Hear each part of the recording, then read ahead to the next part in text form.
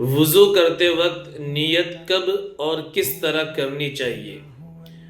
پہلی بات تو یہ ہے کہ نیت کا جو اصل مقام ہے وہ ہمارا دل ہے، لیکن فقہائے کرام نے زبان سے نیت ادا کرنے کے لیے مستحب اسی لیے کہا ہے کہ ہم نیت کر کے تو آتے ہیں وضو کی یا پھر نماز کی. فور ایگزامپل ہم نماز کی نیت کر کے آتے ہیں کہ میں ظہر کی نماز پڑھنے کے لیے جا رہا ہوں یا جا رہی ہوں، اور پھر ہمارے دل میں کچھ اور آتا ہے اور وہ سوچتے سوچتے ہم اللہ اکبر کہتے ہیں.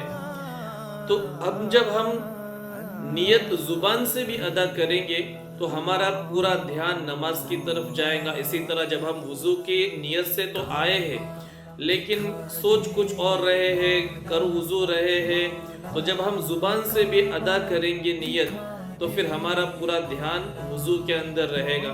اس لیے فقہائے کرام نے زبان سے بھی نیت ادا کرنے کے لیے مستحب کہا ہے. ٹھیک ہے، اب نیت وضو جو ہے اس میں کچھ سنتیں ہیں اور کچھ فرائض ہے.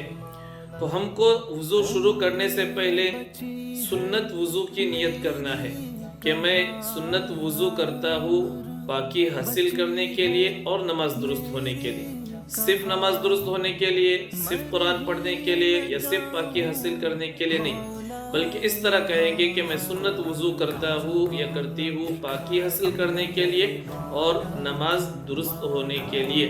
پھر ہم نے ہاتھ دھو لیے، کلی کر لیے، ناک دھو لیے، یہ ہماری سنت وضو ہو گئی.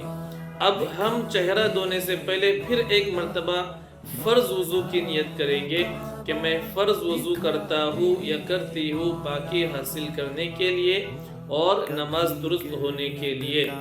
اس کے بعد پھر چہرہ دھوئیں گے، اس کے بعد دونوں ہاتھ کوہنیوں سمیت دھوئیں گے، سر کے کچھ حصے کا مسح کریں گے اور پھر دونوں کانوں کا مسح کریں گے. اگرچہ کانوں کا مسح فرض وضو میں نہیں آتا لیکن ترتیب اسی طرح ہے.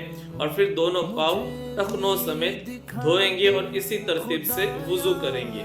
ٹھیک ہے، 2 مرتبہ نیت کرنا ہے.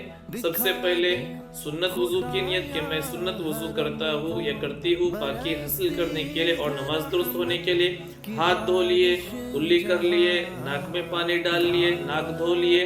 پھر اب دوبارہ فرض وضو کی نیت کرنا ہے کہ میں فرض وضو کرتا ہوں یا کرتی ہوں پاکی حاصل کرنے اور نماز درست ہونے کے لیے. پھر چہرہ دھو لیے، دونوں ہاتھ کوہنیوں سمیت دھو لیے، سر کے کچھ حصے کا مسح، اس کے بعد دونوں کان اور پھر دونوں پاؤں دھو لیے. اب اسی ترتیب سے وضو کرنا.